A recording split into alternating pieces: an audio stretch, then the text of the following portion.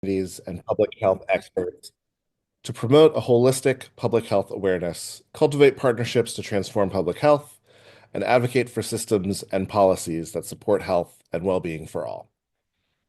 We're especially excited to partner with Beyond Plastics today to highlight two public health issues of increasing concern in New York and across the globe: the toxic health effects of plastics and the health harms related to the consumption of ultra-processed foods and beverages. We'll hear how these issues are deeply interrelated and why our solutions to these problems should be interrelated as well. Just a note of housekeeping. We're going to address your questions and comments after the presentations, so please use the Q&A function to submit, and we'll do our best to get to all of them then. We'll also be sending the slide decks and a recording of the webinar to all registrants. Finally, we'll be using very brief intros for our panelists to save time, but we'll be sharing fuller bios in the chat.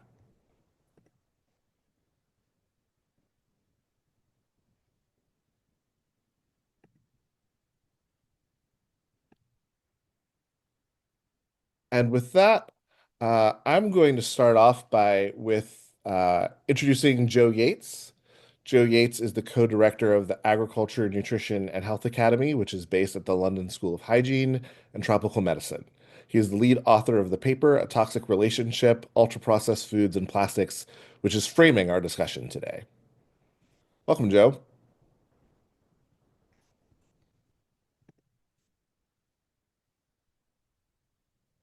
Sorry, thank you, Derek, and thanks everyone for coming. Thanks to the Interfaith Public Health Network and to Beyond Plastics. This is exactly the type of debate and dialogue that we were hoping to stimulate with this paper, and I want to thank all the co-authors as well who are involved.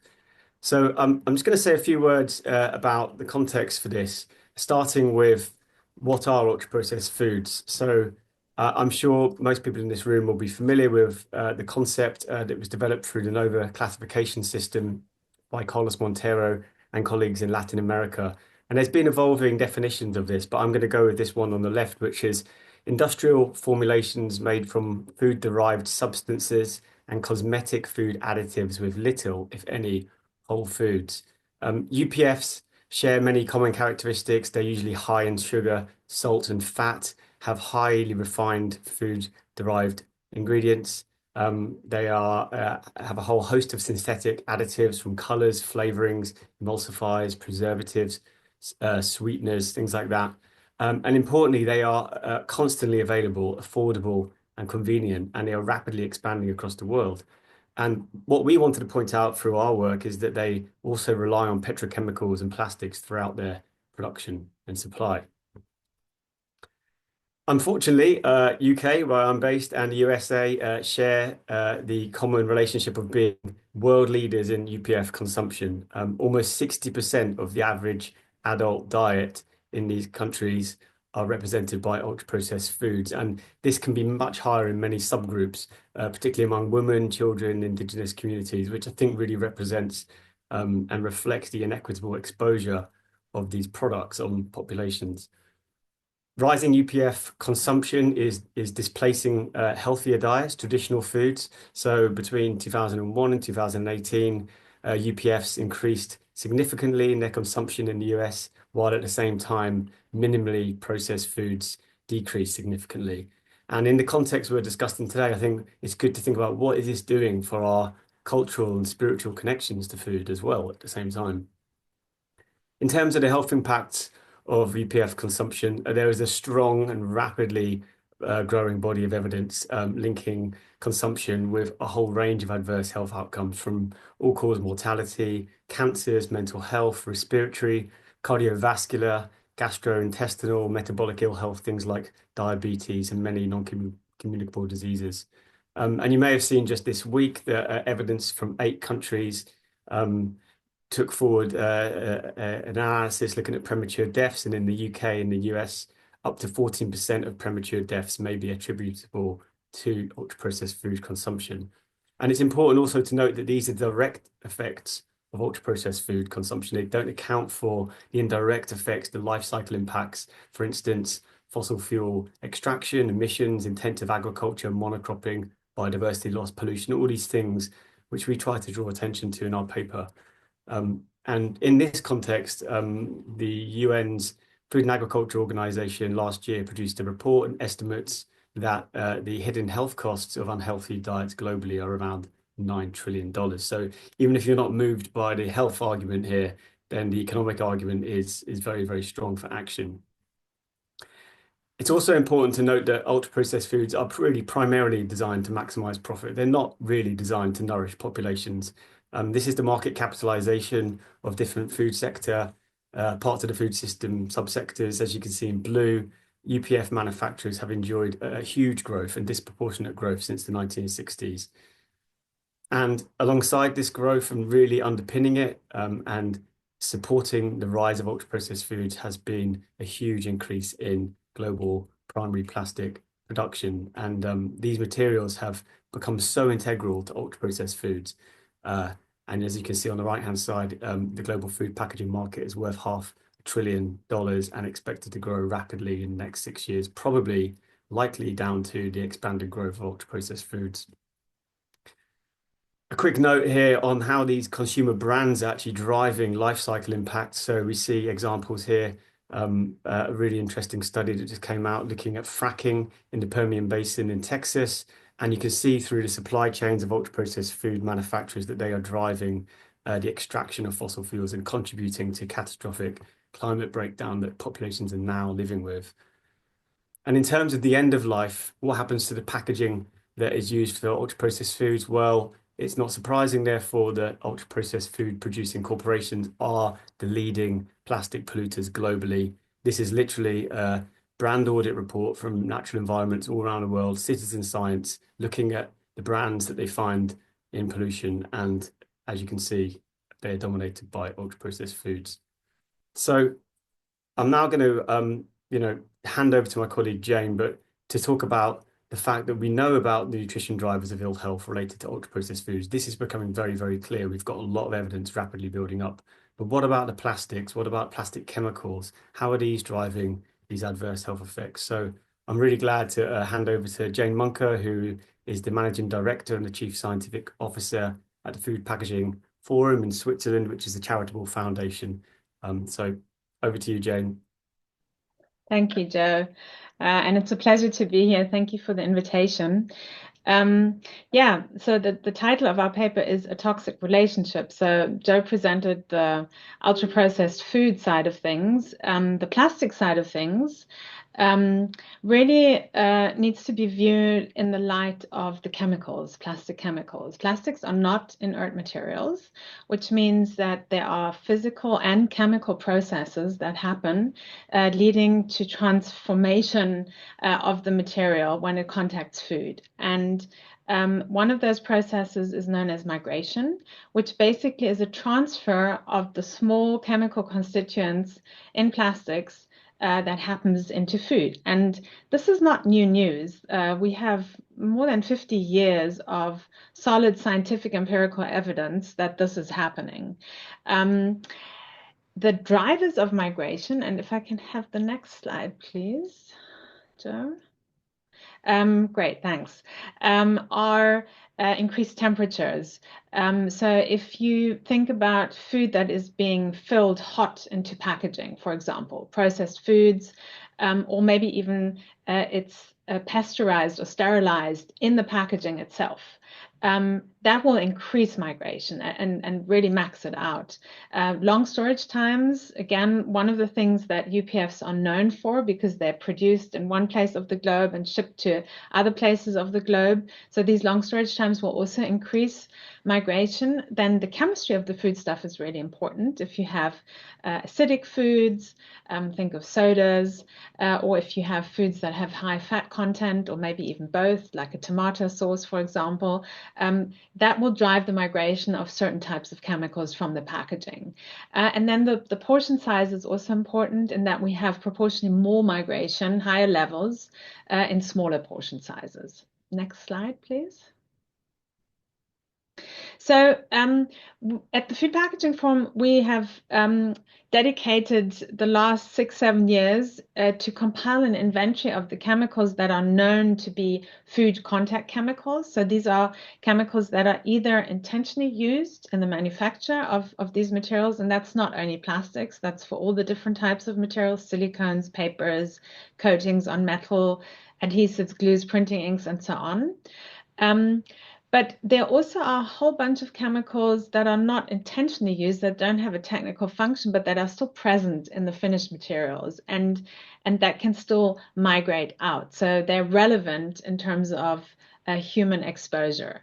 And so that inventory right now counts about 15,000 chemicals, give or take. Of these, next, please. We know that for 2,160, we have empirical evidence, so that is data from lab studies, that these compounds migrate. And then if I can get the next one, please. So it's likely that these chemicals will be relevant for human exposure. And another study that we published about half a year ago, we showed that for 3,601 of these food contact chemicals, we actually do have measurements of these chemicals in people. So humans are exposed to them. And of course, there may be other exposure routes, but it's pretty plausible that they originated, at least in part, from food packaging or food contact materials. But experts estimate that there are up to 100,000 food contact chemicals that could be migrating. That would be the next click, please. Great. And then the next slide, please. So there's several sources and types of synthetic chemicals in foodstuff. If you think about the whole kind of farm to fork situation, the raw food could be contaminated with environmental contaminants or pesticides.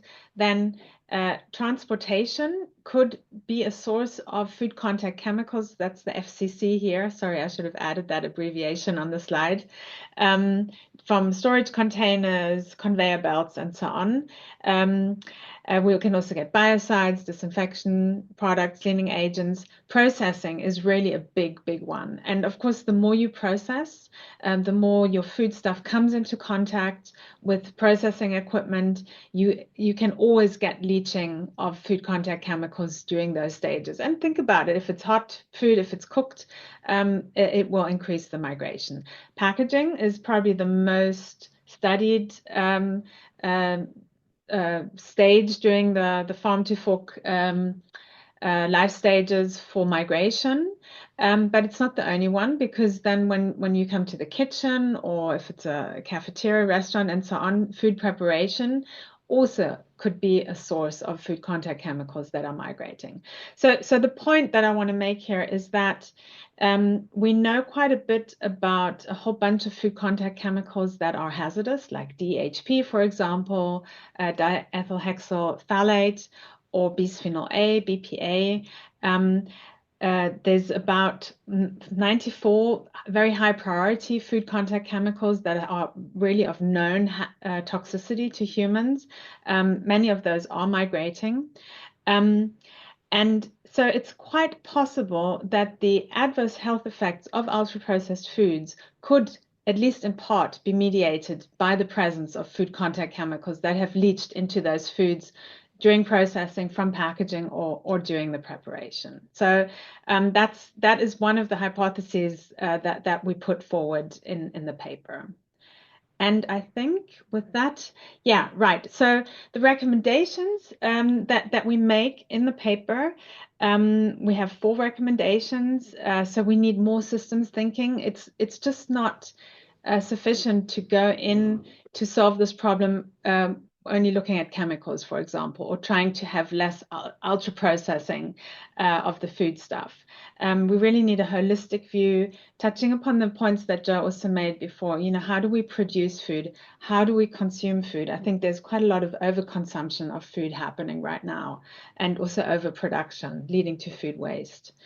Interdisciplinary research collaboration is essential here.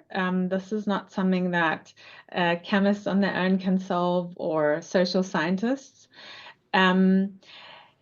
Then safety, sustainability, transparency, and essentiality criteria for plastics. This is a big one. How do we reduce plastic production and consumption? And I think this is really something where we need a lot of smart people to come and join the discussion and figure out a way forward. And then the last one, the commercial determinants of health.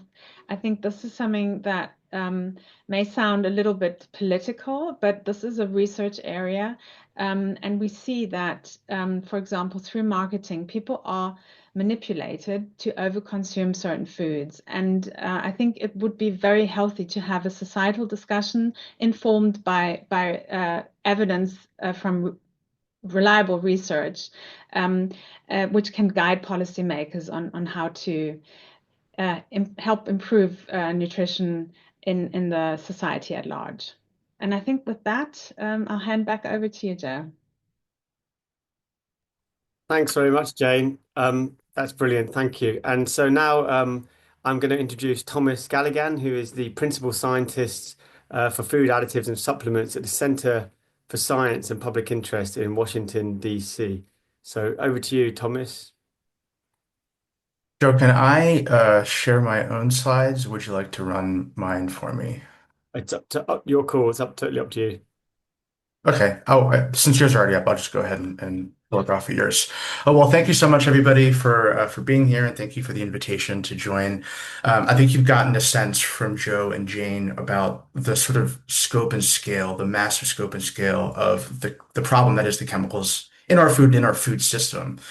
And in addition to the maybe 100,000 chemicals that migrate into food from food packaging, there's also thousands of chemicals that are directly added to our food, the things like the flavors and the food dyes and the emulsifiers. And so I'm going to focus on just a couple of those that are being targeted by this bill in New York, the New York Food Safety and Chemical Disclosure Act, because the chemicals in this bill are really poster children for what is wrong with the FDA's approach to addressing food chemical safety. And then you'll hear more about this bill from my colleague Jensen later on in this webinar.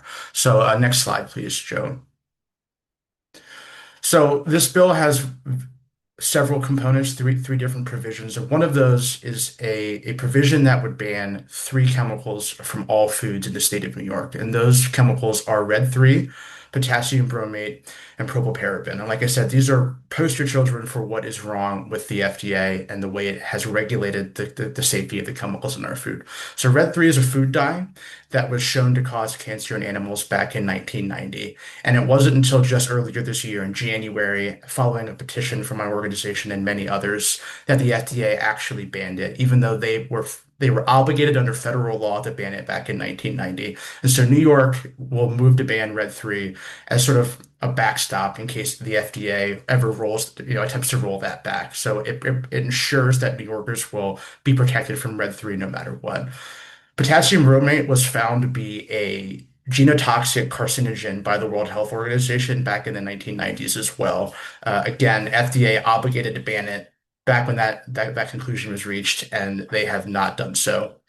Propylparaben is a preservative that is linked to male reproductive harm and hormone disruption that has been banned in the EU. In fact, all three of these have been banned in California and have been banned or severely restricted in the EU, with Red 3 only being allowed in certain types of cocktail and candied cherries in the European Union.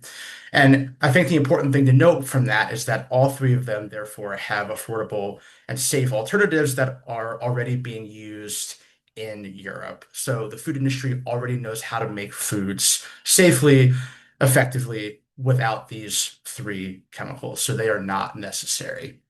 Next slide, please.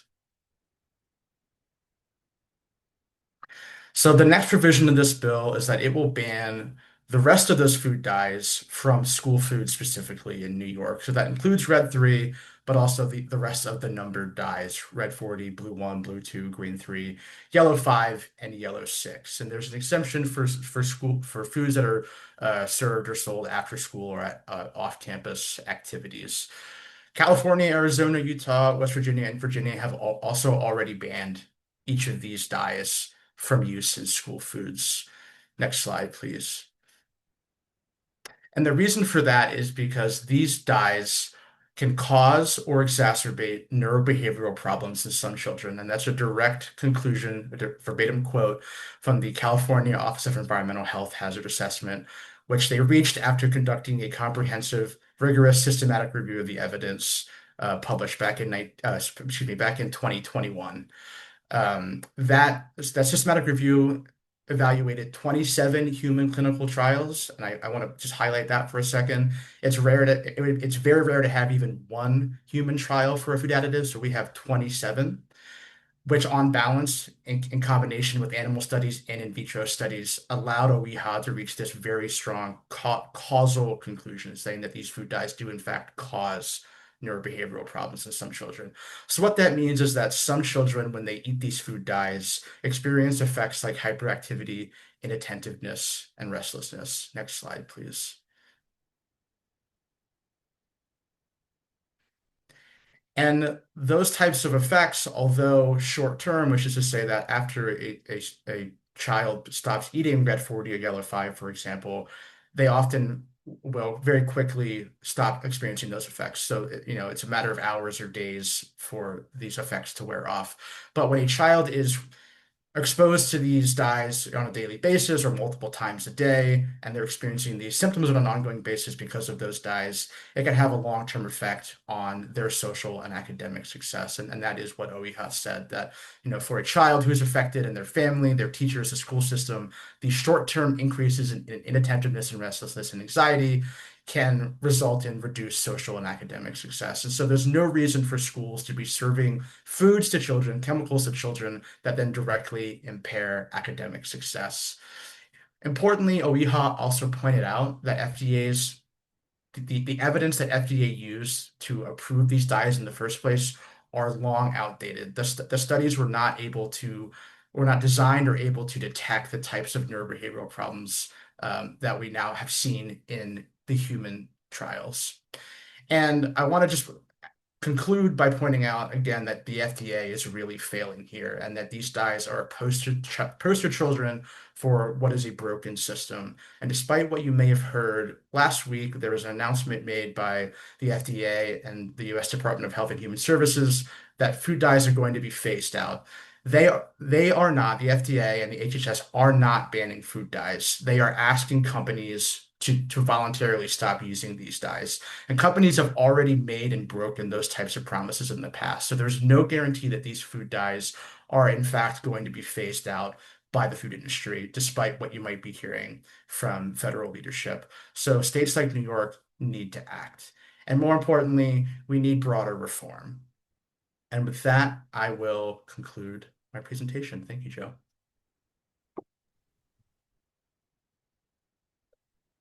Thank you so much, Thomas and Jane and Joe, for those presentations. Really helpful information. Our next panel of speakers will look at policies on the regulation of chemicals. To lead that panel, I'd like to introduce Dr. Maricel Maffini. Maricel is an independent consultant based in Maryland whose work for the past 14 years has focused on the safety and regulation of chemicals in food. Oh, thank you, Derek. Let me see. Can you see my presentation? Yes. Okay, thank you very much. And I'm going to provide a little bit more of the context after Thomas. He already basically gave the punchline when it comes to the FDA role in these issues. So I just want to say that the concerns about chemicals in food is not new. These are the questions that the Congress people were discussing before they gave FDA the authority to regulate chemicals in food. They were concerned about the ongoing exposures of multiple chemicals, whether these chemicals could be harmful to the health of the consumers. And they were also very concerned about whether or not there would be chronic health effects as a consequence of consuming these chemicals all the time. So Very briefly, we know that there are more than 10,000 chemicals that are allowed in food in the US. This goes from ingredients all the way to pesticides used in crops for human consumption. So these are chemicals in general. So you would think that when Congress was concerned about harmful effect, FDA would have taken the time to test or ask companies to test for those potential harmful effects. Well, there is very little information about the ingredients that go into our food, with barely 22% of the ingredients have been actually fed to animals in the lab to figure out whether or not those animals get sick and in which amounts they will get sick. Thomas mentioned the behavior, for instance, on your developmental, usually not tested in the FDA recommendations, and we saw that only 6% have reproductive or developmental toxicity data, those ingredients in FDA's database. When it comes to chemicals that are used to make food contact, or they are directly in contact with packaging, with food through processing or packaging, less than 30% actually have been fed to an animal to see if they get sick. So we have large data gaps for ingredients and packaging. Now, the question that Congress had about potential chronic health effects, this is information that FDA collected. The agency ran a survey of the chemical safety programs, and they actually shows that they are not making progress. There are data gaps when it comes to chemicals used at low doses. Those are usually associated with interactions with the endocrine system. The agency doesn't seem to understand how to deal with chronic toxic effects. And also there are issues with sensitive populations that are not well protected from exposures, and they don't consider exposures to mixtures. Basically, reiterating what Thomas said, that the science that FDA uses is outdated, and the testing is not really relevant to the human chronic diseases and disorders that we have seen on the rise in the US and in other places. This is just an example. These are real ingredients from real products that I took from the USDA database. So this is a meal. This is what we are eating if you have a drink from this brand. These are all the ingredients that are listed in the drink. If you have a sandwich with your drink, this is the bread. These are all the ingredients that are disclosed in that bread. And if you have a piece of jamon serrano, you will have some nitrates and nitrates that are not really great for you. And this is the list of ingredients in this particular ice cream. So this is a quintessential ultra-processed diet. And this is what we are dealing. This is one meal. We usually have at least 3. So Congress told FDA that they have to look at chemicals in a way that we have an idea of the cumulative potential health effects that comes from the diet. Basically, you have to look at groups of chemicals that cause the same health effects. This is the picture here on the left. This is what Congress intended when it mandated FDA to look at the cumulative effects of chemicals that are in the diet. But the picture on the right is actually what FDA and companies do. They look at one chemical at a time. And this is not a reflection of our day-to-day diet. And overarching the other issue, or over all of these other concerns, is the lack of transparency within the agency. We have companies that are allowed to sell certified that their products are generally recognized as safe. And in many cases that those companies then just go around FDA and market their products. Neither the agency nor the public will know whether or not they are really safe. The safety of chemicals that are used in packaging or processing equipment is usually confidential. We don't know how they were tested unless we submit a Freedom of Information Act request to FDA. And we usually get lots of pages that are fully redacted. So it's very hard to figure out how the testing was done and the results. It is also known to us how FDA prioritizes chemicals for post-market review, and how they evaluate the evidence that they collect, how they make decisions on whether or not the uses of chemicals are actually meeting the safety standard that is reasonable certainty of no harm.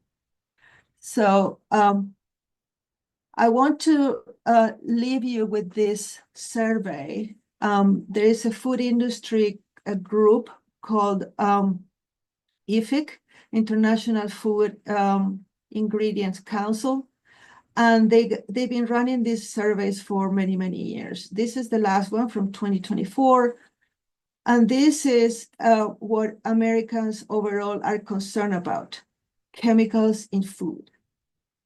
In combination, and I did not count here pesticides, in combination, they are more concerned about chemicals than they are concerned about pathogens. The American people get the problems, and the states get the problems. FDA has been incredibly slow, and the questions that the American people have are similar to the questions that Congress had in the 50s. So FDA has not a stellar track record on regulating chemicals and protect public health. And the states are taking that into account now. They are responding to their citizens. They want to protect the health of their citizens. And that is something that to celebrate. With this, I will now stop sharing my screen. And I would like to introduce Judith Enck, who is the president of Beyond Plastics. And hold on just for a second. While you were presenting, our two Yes. New York State legislators have joined. So it's All fine. right. It's fine for Dr. Assemblywoman Kellis and Senator Kavanaugh to go ahead of me, because they're always stealing the spotlight from me. I'm a little tired of it. They can go ahead. No. This is team effort. This is team effort. But I wanted to, thank you so much to the organizers for putting this together, because it is really phenomenally important, particularly, in the political national environment that we have. But, and I say that in the context of sort of removing all environmental protections, cutting funding that we have for healthcare. Given how much money's been cut for healthcare, we have to prioritize prevention. We have to prioritize prevention, because we're not going to have the funding for treatment. And we know that as a scientist, as an epidemiologist, I've seen the research and the health impacts of some of the chemicals that we still allow in our food, is surreal. The research linking and showing without a doubt statistically significant increased risks of cancers, kidney, thyroid, other organ tissues, toxicity to our kidneys, DNA damage, oxidative stress, and to recognize that a lot of food chemicals have already been banned in the EU. We've got other states that have banned some of these really toxic food chemicals, but we're still allowing them in our state. Is irresponsible. We know that, food dyes, for example, that are highly correlated with increased risk of ADHD-like conditions. And we've already seen significant declines in the educational performance of our children. COVID was one problem, but to allow the food itself that we feed our children to nourish them to be toxic, and that we are allowing it is phenomenally irresponsible. So, we absolutely have the precedent from the EU, from other states, and we should be, prioritizing those here. And I want to talk briefly about, add to some of the comments that we've discussed about what chemicals are in the food supply.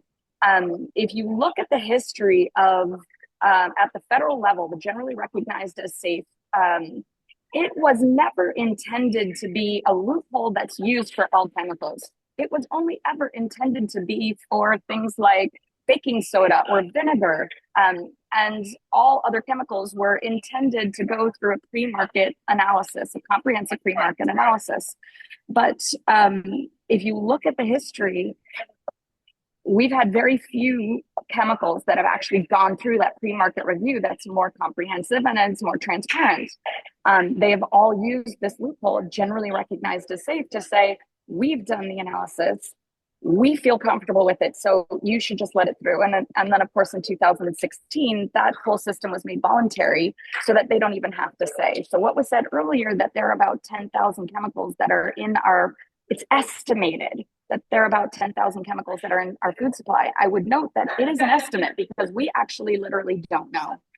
And so if we wanted to protect our families, we wouldn't even have the ability to, because we don't know what it is that we should be avoiding. We don't have the data. In science, I've never heard of anything like it. So, we really should know, at the bare minimum, there should be transparency, and there should be requirements to share what those chemicals are and the research that they've identified. I would note, too, just like with plastics, and all of the chemicals that we know that are in plastics, like PFAS, like phthalates, there's a crazy long list. Again, we know that those are cancerous. We know that they affect our organs. They know they affect our fertility rates. We don't have the funding to continue to support the increased costs. I will also note that all of allowing all of these chemicals that are causing all of these health issues is also destabilizing our workforce. So not only is it very toxic to our environment, that it is destroying ecosystems and a decline of species, from birds to reptiles to the whole amphibian family, plants, trees. We see it across, destabilizing ecosystems and humans, but it's destabilizing our entire economy. So I just want to bring all of those pieces up, that when we look at legislation to protect our environment by removing PFAS, by reducing our plastic consumption, by removing chemicals from our food supply, by making it transparent, these are not big, massive changes that we should be nervous about. They're logical, they're conservative, they're thought through, that we should push back and say, these are very pragmatic, rational pieces of legislation and concepts, and it is our responsibility and duty to do this. So I will continue to fight to make sure, I will use science to make sure that people understand that this is just purely logical and based on science. And of course, I'm here for any questions, but I want to pass it on to my Senate colleague who can share some additional thoughts on some of the work we're doing on chemicals in our food supply and in our environment. So thank you everyone so much for being here.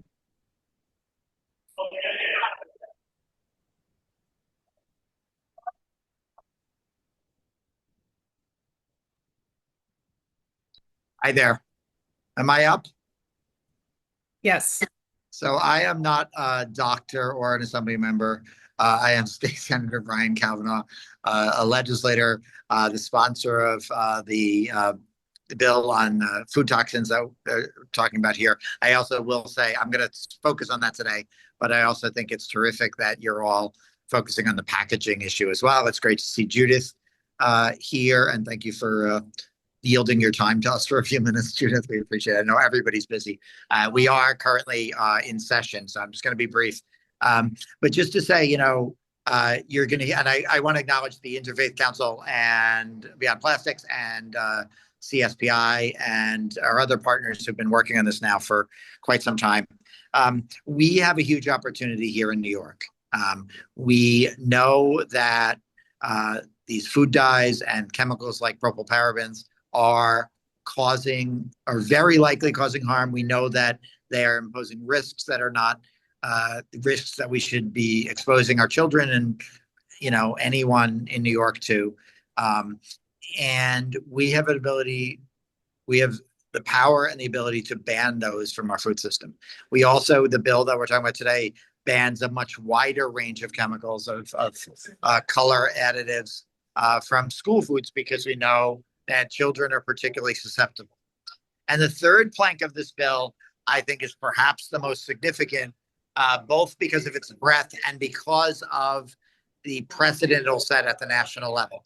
I was at the National Food Policy Conference a couple of years ago, and I'm sitting, learning and listening. I spoke a little bit about some of these issues, but I kept hearing this issue again and again, that there is a defect in the federal system where chemicals can get into our food without any disclosure of any indication about why they're considered safe, and that this is part of the federal structure.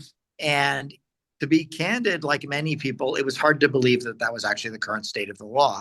But as we talked about it, I realized this is something we can fix at the state level. We do not need to allow food to be sold and consumed in our state that has not been subject to proper disclosure about its safety.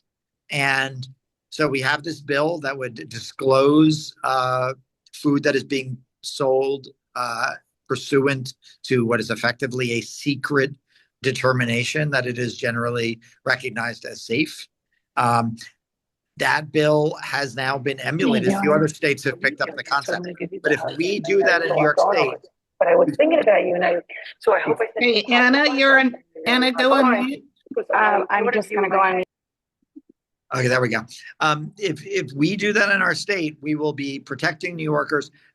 Also, because we work in basically a national market where most processed foods sold here are sold in most other states, we will be doing what the federal government has failed to do for quite some time now by closing a very significant loophole in our food safety system by passing this bill and making, in creating this transparency. We have the state legislative session. We are now a month late with the budget. We will be, I think, 5 weeks late with the budget by the time it's done, hopefully next week. We have 6 weeks. We have until 6 weeks from tomorrow to get this done. This is a time for a huge push with everybody. Everybody should be talking to legislators, talking to the governor's office. We will be organizing some efforts to advocate for this, but this is the time to get this done. And I really appreciate everyone on this call, taking the time to educate yourselves about this, taking the time to figure out how to focus on it. And I'm as committed to this as anything. And I really do think that, we have a huge opportunity here. So I'll stop talking there, but thank you all for all of your work and all your attention.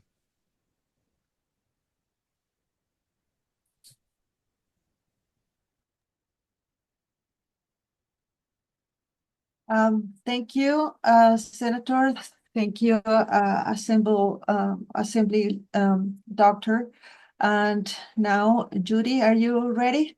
I'm ready. Yes. All right. So Judy Enck is the president of Beyond Plastics, and she's going to talk to you about the Packaging Reduction and Recycle Infrastructure Act.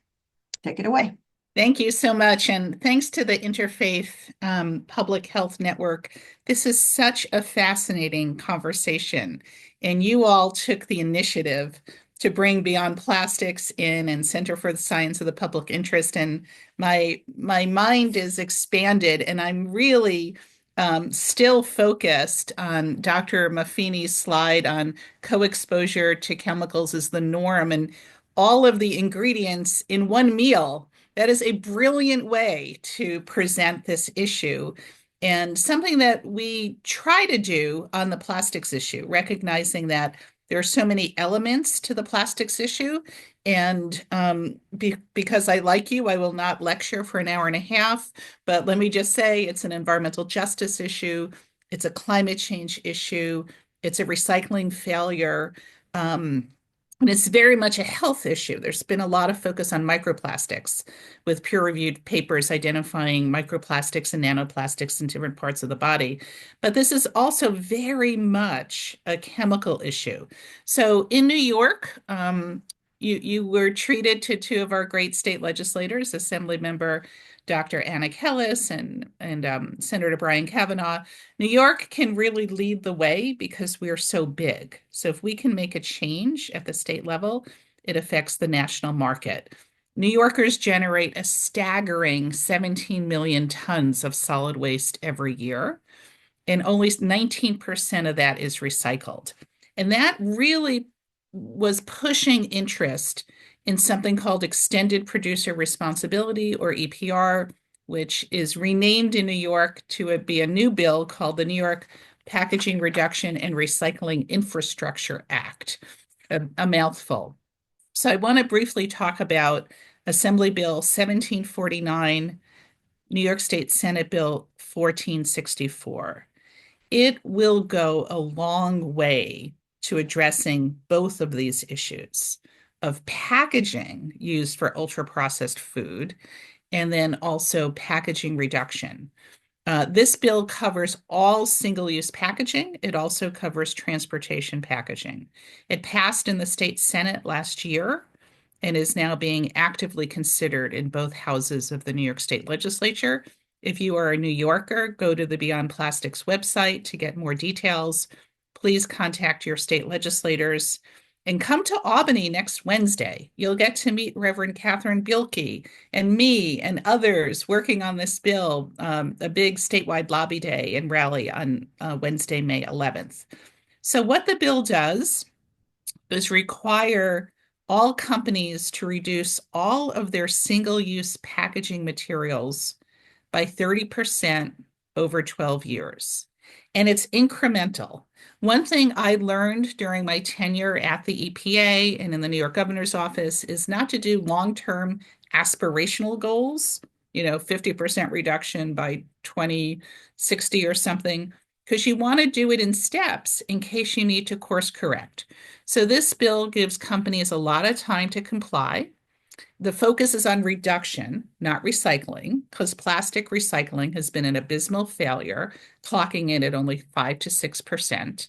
So our focus is to reduce packaging, single-use packaging by 30% over 12 years, 10% year 3, 50% year 5, etc. It's reasonable. For whatever is left after you can't reduce, refill, reuse, it has to achieve a 75% recycling rate by 2052. Okay, I take away what I said about long-term aspirational goals, but on the recycling piece, it's 2052. So that's a 27-year phase-in period, very reasonable. Third, this bill would prohibit 17 toxic chemicals from being used in packaging. We heard from Dr. Jane Munke that 15,159 chemicals are used in all food contact packaging. This bill is so reasonable because it only requires that 17 be phased out over 3 years, but very important chemicals, the entire PFAS family of chemicals, lead, mercury, polyvinyl chloride, formaldehyde, bisphenols, hexavalent chromium, cadmium, halogenated flame retardants, etc. You can read this in the bill. Fourth, the bill prohibits the very harmful process known as chemical recycling. It doesn't ban chemical recycling or advanced recycling. It just says you cannot count advanced recycling or chemical recycling toward your recycling requirements. Chemical recycling is the latest false solution advanced by fossil fuel companies. the representatives say, oh, you don't need to reduce plastic. We can just use chemical recycling. Major problem with chemical recycling is typically it doesn't work. And then finally, we in the bill will establish a modest fee on packaging paid by companies, with that new revenue going to local governments and waste haulers. And that new revenue can be used to improve recycling programs. Let's say you're a mayor and you want to transform your recycling trucks to be electric vehicles. That would be eligible. But I think most importantly, it would be funding for waste reduction, refill, reuse. You've probably been in an airport and you've seen water refill stations. Why not have those water refill stations and water fountains in not only airports, but how about bus stations, train stations, public parks, etc.? There's growing concern about eating food off of plastic packaging. I'm old enough to remember that when I went to my school when I was younger, we ate off of real dishes, and there was dishwashing equipment. A lot of that has been pulled out, but these fees could be used to install dishwashing equipment, a really good waste reduction initiative. We see this as transformational and as a very, very reasonable response to the crisis we are facing on waste and on health. We issued a report last week that documented New Yorkers will save $1.3 billion over 10 years when this bill is adopted, just from avoided cost, not having so much packaging to have to collect and process. So this is economically sound and very good for the health of families. Less packaging, less plastics, shift to reusable, refillable, durable packaging. And I think if we can get it through the legislature in the next 6 weeks, this will be transformational. If you're a New Yorker, come to Albany on May 11th to our Lobby Day and Advocacy Day.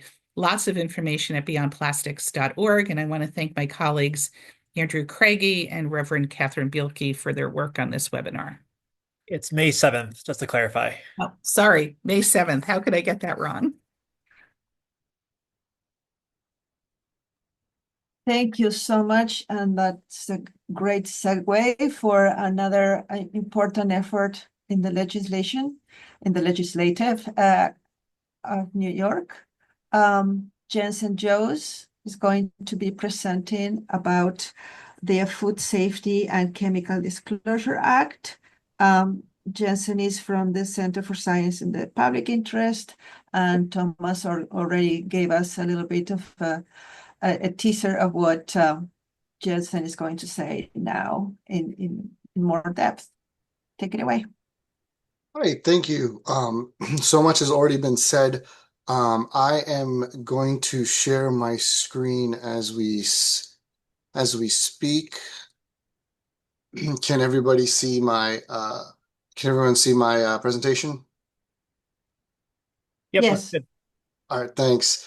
And so the New York Food Safety and Chemical Disclosure Act has been introduced because the FDA has basically been failing at protecting our food systems. You've heard from Thomas, you heard from both the senator and the assembly member that there are just major gaps in when it comes to protecting us with FDA's ability to with FDA's ability to protect us.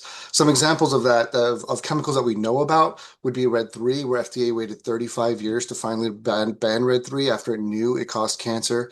Another example of this is brominated vegetable oil, where FDA waited 50 years after it became aware of its concerns. Notably, BVO was in a version of this bill introduced by both the senator and assembly member last year, but then FDA went ahead and banned BVO after California passed the bill and New York introduced the bill. So a lot of what we see FDA doing happens after we actually see states take action. So it's very important that states continue to take action and to do the job that FDA is either unable to do or unwilling to do. A third example to transition to our bill, to transition more closer to our bill, are synthetic dyes. So as Thomas pointed out in the previous presentation, the California EPA came out with a comprehensive report saying that dyes do in fact have neurobehavioral effects on our children, yet FDA has not responded at all to OHIA directly. Only recently had RFK even spoken about synthetic dyes. And as Thomas mentioned, even though RFK and HHS made an announcement that they're going to phase out petroleum-based synthetic dyes, they're not actually banning anything. They have reached an understanding with industry to get these dyes to stop using these dyes. We haven't seen when a reporter asked RFK, we asked the secretary, do you have a formal agreement with industry? And the secretary said, no, we have an understanding with industry. We don't know what that means. We've had understandings before with industry. Industry had promised years and years ago that they were going through their clean label commitments, that they were going to stop using synthetic dyes and other artificial ingredients.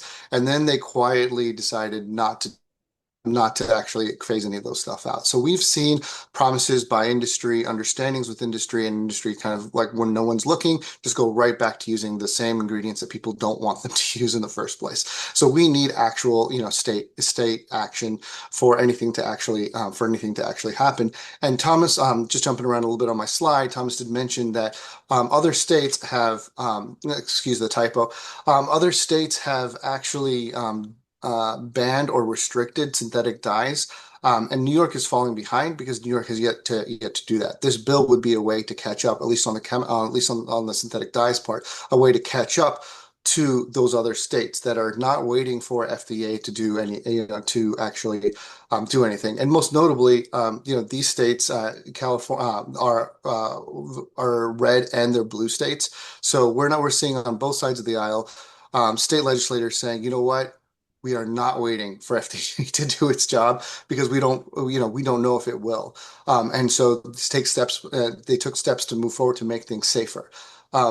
When it comes to grass, though, when it comes to generally recognized as safe loophole, we've seen multiple people today talk about the problem with pre-market review, and the secretary had actually came out with a directive saying that FDA is going to take steps to explore potential rulemaking to revise this grass loophole. So it's a very bureaucratic way of saying almost nothing.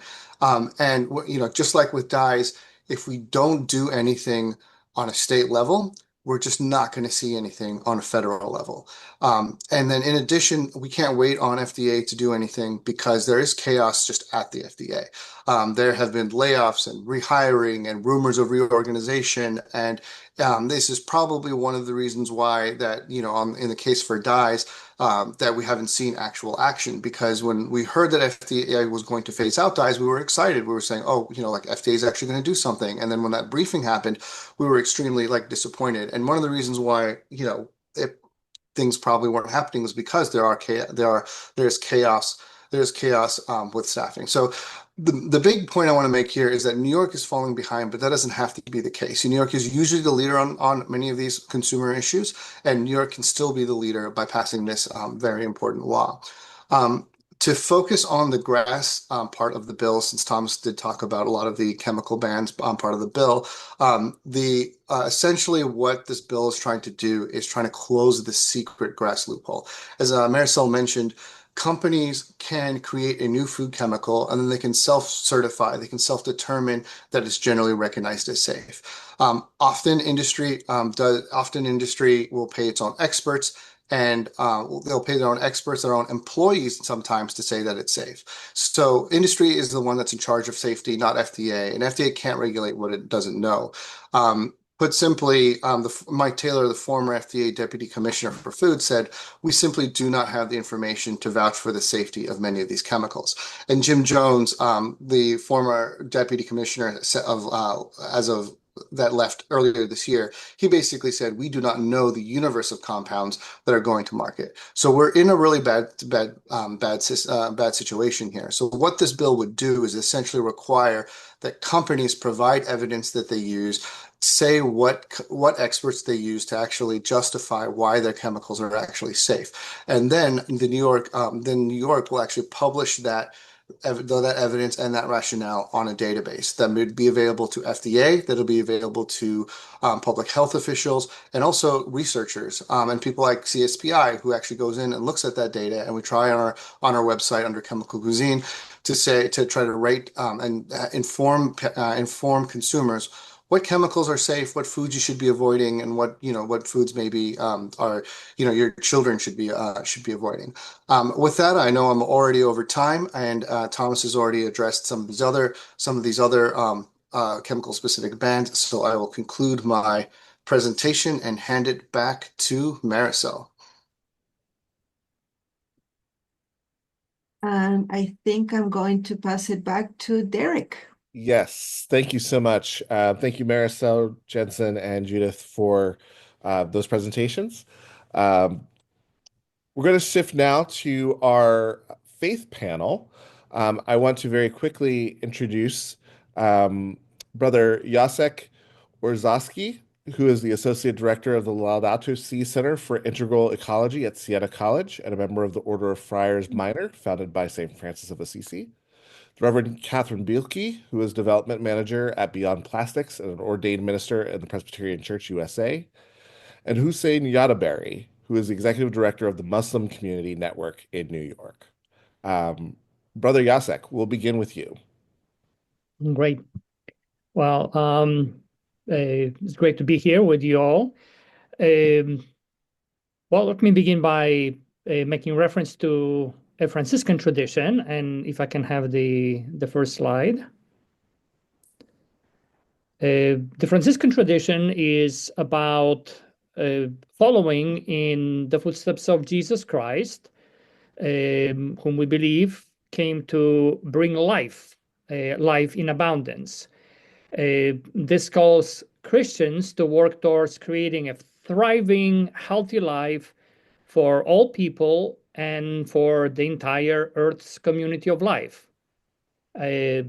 Also, pollution, all forms of toxic chemicals, proliferation of plastic, ultra-processed foods, wreak havoc on that web of life. And for us, as those who are baptized into Christ, we have been commissioned to first and foremost safeguard life and to lower the barriers that leads to a healthy, resilient, peaceful, beloved community. Now, St. Francis of Assisi had a profound sense of God's presence in all people, in all creation. We got a glimpse of that vision in the Canticle of the Creature that St. Francis composed 800 years ago. Brother Sun, Sister Moon, water, fire, all the staggering diversity of creatures, ecosystems, speak of God who embraces all. And that vision also has moral implications, the implications of that we are profoundly connected and responsible for each other. Slide 2. And that fidelity to God calls us to pay attention to the reality that happens in front of our eyes, within our bodies. Our concerns about the toxic substances in food and beverages we consume are informed and motivated by, in part, by the church's teaching. So I would like to share a slide that from Pope and a citation quote from Pope Francis's encyclical Laudato Si, in which he begins by asking question: what is happening to our common home? And recognizes not only the earth becoming a pile of filth, but also probing the reasons for it, and highlighting the impact of the chemicals, the toxins, and that we are invited to respond to that reality not only with charity but with justice. And the next slide. And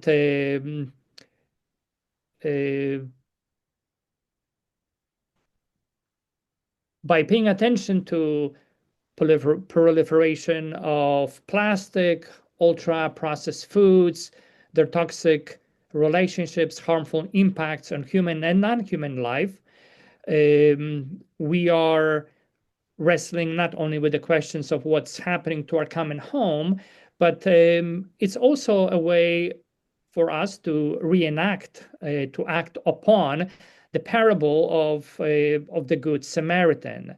And in this case, the unnamed person assaulted and left dead, half dead on the side of the road may include thousands or even millions of people and other creatures whose lives have been compromised by toxins in our environment.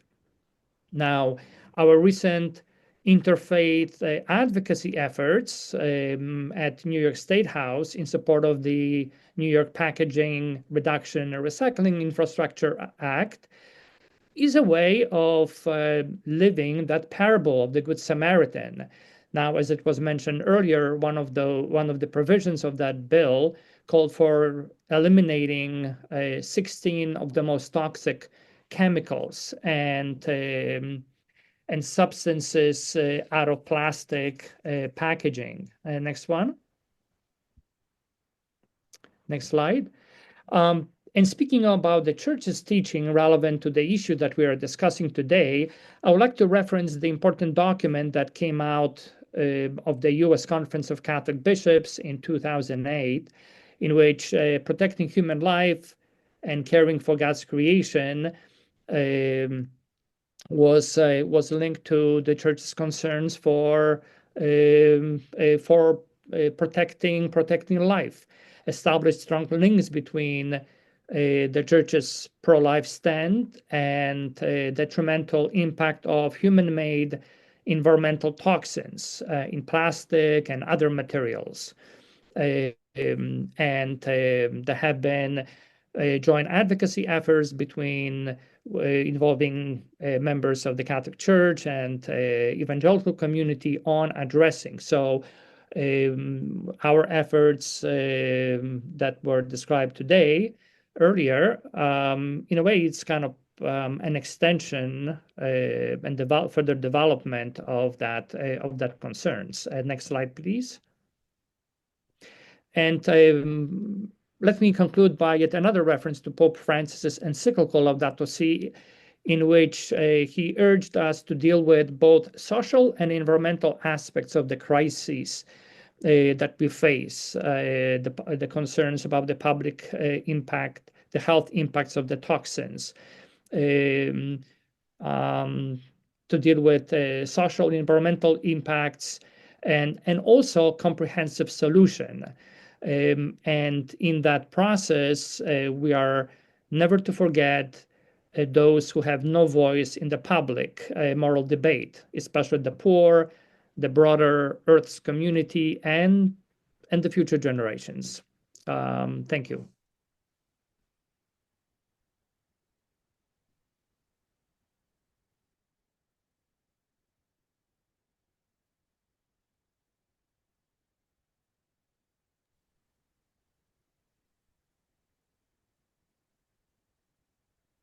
Hello, am I just going? Hi, my name is Reverend Catherine Bilkey, and as Derek mentioned, I'm the development manager at Beyond Plastics, but I also work on faith partnerships, and I have worked to cultivate faith partnerships in our advocacy for the Packaging Reduction and Recycling Infrastructure Act. And as a clergy woman myself, engaging other clergy and congregations, I really have to recall how it is that I came to this issue myself. I originally approached plastic solely from an environmental lens and only vaguely understood the implications that plastics have for our health. Certainly, the health of individuals in environmental justice communities where plastic production facilities are situated and is severely at risk. But the migration of chemicals from plastic packaging into our food and our water, and the presence of microplastics in the human body um, is a complex subject for both theological reflection and organizing and engagement with faith communities. To this day, nothing rings more true to me than the words of Chief Seattle: what we do to our earth, we do to ourselves. The health of our planet and human health are inherently interlinked. And in the Judeo-Christian tradition, we have a beautiful metaphor that illustrates this in Genesis as God creates the human from the very soil of the earth. And in Hebrew, it's the Adam from the Adamah. And so to have our soils, our water, our air polluted by microplastics and their associated chemicals, of course, means we're ultimately bearing that burden in our very bodies because we are in relationship with the earth through everything that sustains our life. But in terms of organizing faith communities on plastics, I think there are challenges inherent in the way we message the issue because we have to acknowledge that at this moment there aren't affordable or widely available alternatives to plastic packaging on the market. So we always have to remember to communicate in such a way that doesn't focus on consumer choices or personal responsibility, but rather stays on systemic change and policy as we're doing today. There are also challenges because of the particular moment that we're in. The zone is flooded, so to speak, and clergy are already notorious for overfunctioning, and faith communities are limited in their capacity and resources. And this issue is being eclipsed by moral outrage over war and genocide, threats to our democracy and economy. Even those, even though all these are interlinked with the environment, that is what's dominating the news cycle right now and capturing the public's attention, and rightfully so. But the way that I've organized on plastics is really to focus on our unity, the mandates that exist in the many faiths to care for the planet that we all share together, and the power that we have and what's possible when we stand together. So to this end, at Beyond Plastics, we produced a toolkit that highlights the ways that people of many traditions are addressing the issue of plastics. We organized Muslim, Jewish, and Christian leaders to speak at our lobby day in January for the Packaging Reduction and Recycling Infrastructure Act. To sign our memo of support. Hopefully my colleague Andrew will just like populate the chat with these things to sign our memo of support and provide statements on the moral imperative to act on packaging reduction. And I've also basically gone on a pulpit tour to various churches and had letters for individual members of those congregations to sign and to send to their legislators on PREA. I've never encountered any opposition amongst faith groups that packaging reduction is a moral issue. Nobody wants more plastics, and nobody asked for all the plastics that we are inundated with as it stands.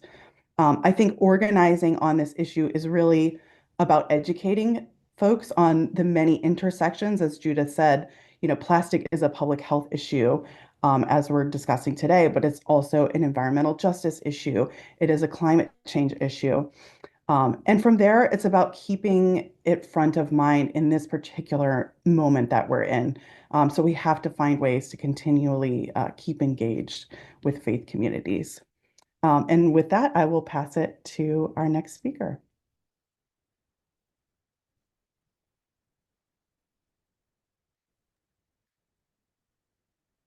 Good morning, everyone. Well, no, good afternoon. My name is Hussein Yadaberry. I serve as the executive director of Muslim Community Network, and I'm here not just on behalf of the organization, but on behalf of the immigrant families and frontline communities that we walk alongside every day.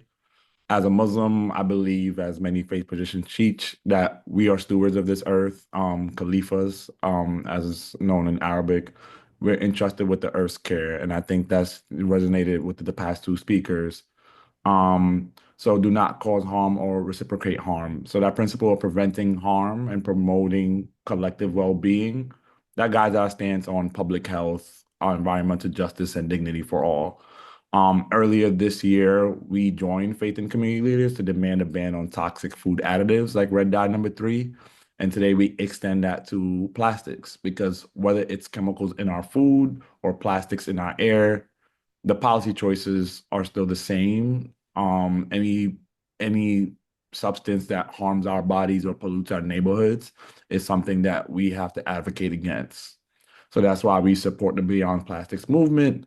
This is not just an environmental issue, but it's a health equity issue.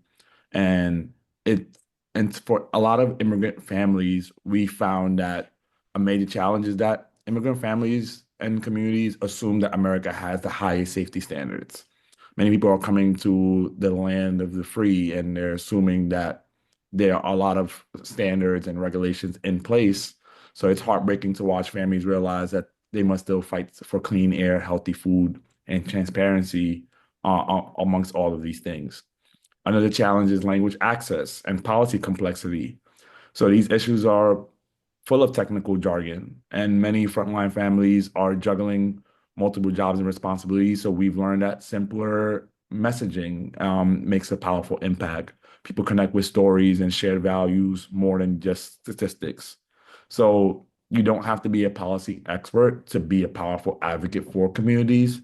You just have to be grounded in your communities, tell the truth, and keep showing up.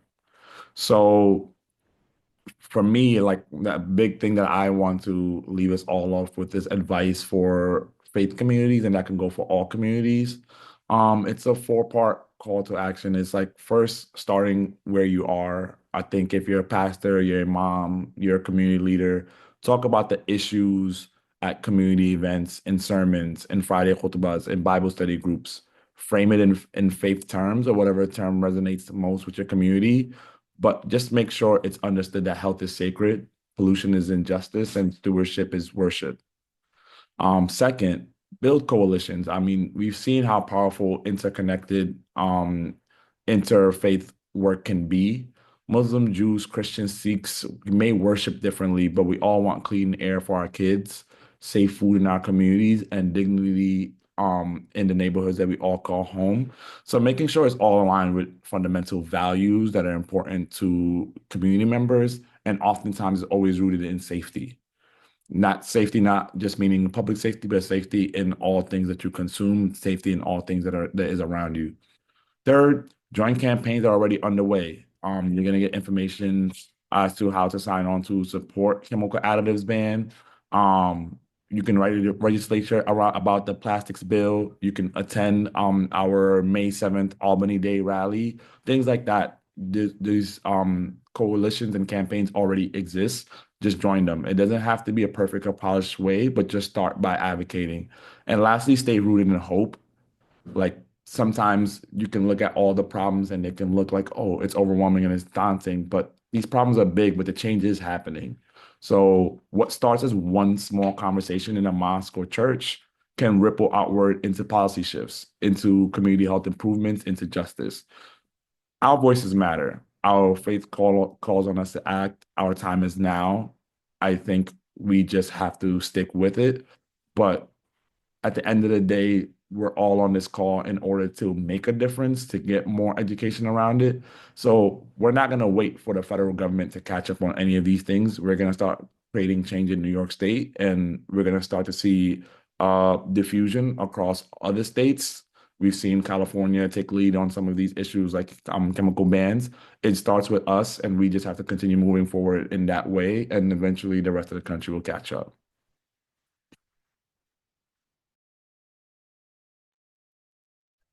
Thank you, Hussein and Catherine and Brother Yasek. We appreciate your insights from the faith community.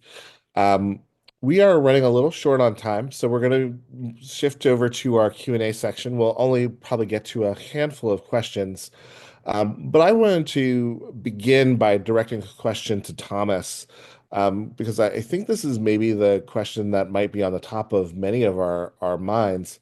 And it's in regard to dyes.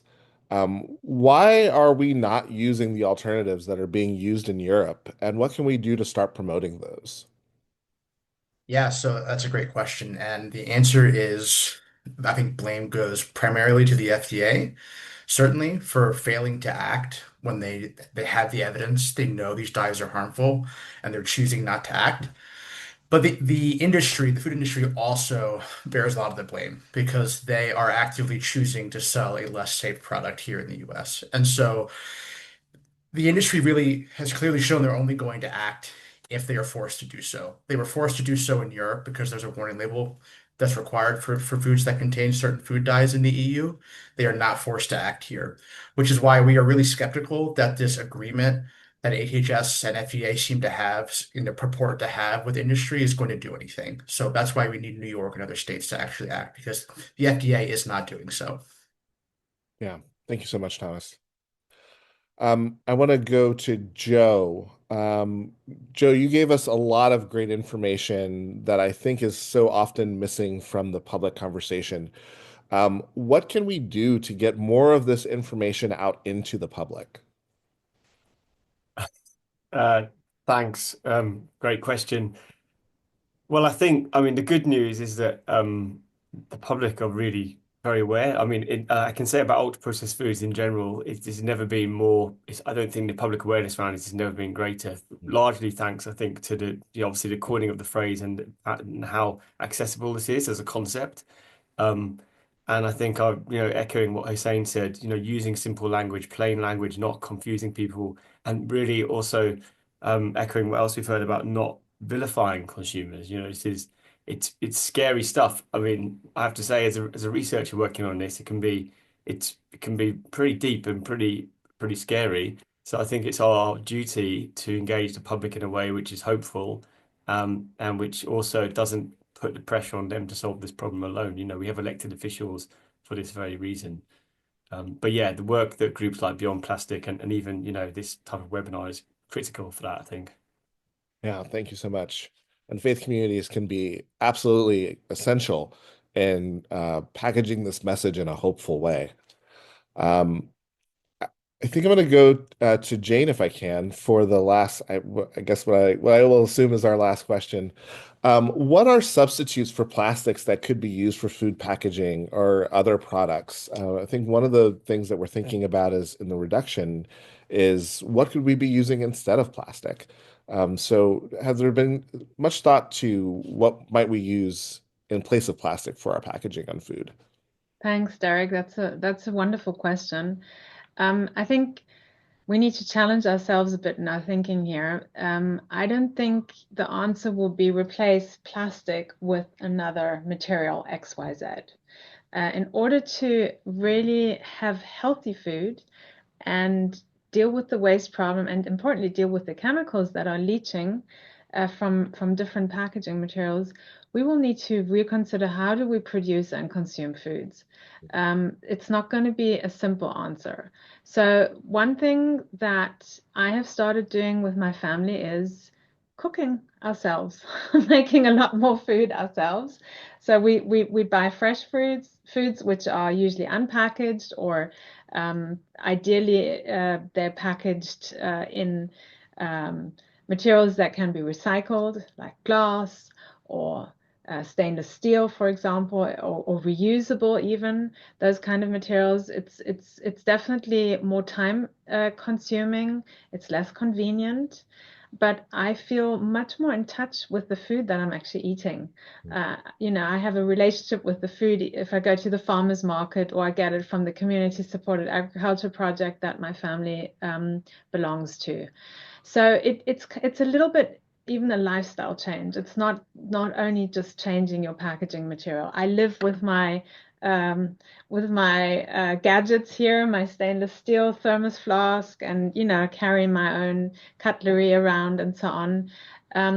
Yeah, so it's a bit of a mindset. At the same time, I do think that there's also a lot of opportunity for innovation here. Right now, these materials and maybe alternative business models that have reusable packaging are very, very expensive. But the logic of economics is that if you have more demand, you can bring the prices down. So I really like that question about how do we raise awareness? How do we get more people to request alternatives? I was at a sports event last week in the States, actually, and everything was disposable, single-use packaging. It would be so easy at a sports event to have returnables. And then if you're doing returnables, ideally have inert materials. So it's a bit of a chicken and egg thing here. You need to create the economic incentives. But if those don't exist, why would an organizer of a sports event, a music event shift? So this is really where legislators could create the policies to help and support and create funding, setting up reuse infrastructure. Yeah, so just a few thoughts to share here, but importantly, it's not just a materials challenge. It's unfortunately a little bit more complicated. We need a systems change. Yeah, thank you. It sounds like imagination is part of the answer to this, that we need to stretch ourselves to think a little bit differently about Yes. these questions. So to close, first, thank you to everyone who's been a part of this. We want to offer a couple of concrete actions that you all can take. For people who live in New York State, you can take action right away to support the bills discussed today. For the Packaging Reduction and Recycling Infrastructure Act, we're sharing in the chat an action alert to urge your legislators to support. We're also sharing action alert for Food Safety and Chemical Disclosure Act. The campaigns for both of these bills will have lobby days at the New York State Capitol on Wednesday, May 7th. And there will be a link for the Beyond Plastics event in the chat. For more information about the Food Safety and Chemical Disclosure Act events, please contact Bob Pizzolesi at the email shared in the chat. For people who live in other states in the US, the Beyond Plastics website features a number of ways you can support the movement, including online petitions, community events, and much more. CSPI also has a petition for you to demand that the FDA close the secret grass loophole. Finally, for international attendees, Joe Yates will share again his team's recommendations. We will follow up via email to all registrants with slide decks and recording, as well as a list of resources. Once again, thank you to all of our panelists and the elected officials who joined us. Thanks to the team from Beyond Plastics for their help. Thanks also to our co-sponsoring organizations, Clean and Healthy, the Franciscan Action Network, Korean Community Services of Metro New York, Muslim Community Network, New York State Council of Churches, Northeast Organic Farming Association of New York, the Sisters of Charity of New York, Teens for Food Justice. And thanks to our behind the scenes team from IPHN and CSPI, including Megan Enslow, Mahalia Larabor, and Mema Undia. So thank you everyone for being a part of this event, and hope you have a great rest of your day. Thank you. Bye. Thanks everyone for coming.